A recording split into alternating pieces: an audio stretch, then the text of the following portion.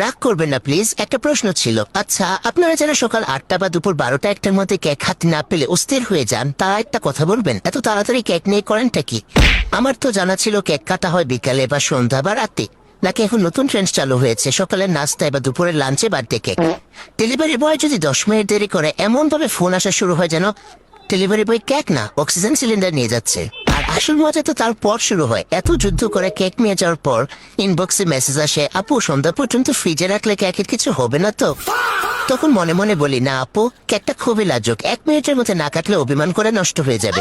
সত্যি করে বলুন তো, কেক যদি আপনি সন্ধ্যায় কাটবেন তাহলে সকাল থেকে এত হার্ট অ্যাটাক দেওয়ার রহস্যটা কি? ক্ষেত্র বিশেষে এমন হতে পারে যে দুপুরে লাঞ্চের পর কেক কাটা হয়, লাঞ্চের পর হলে তো 3টা বা 4টা হবে, কিন্তু দুপুর 12টাই লাগবে, একটাই লাগবে, এরকম তাড়াহুড়ো করে কেক নেওয়ার তো কোনো মানে হয় না। আপনি যতটা তাড়াহুড়ো করবেন আপনার কেকটা ততটাই খারাপ হতে পারে। এ বিষয়টিকে একটু ভাবেন না আপনারা?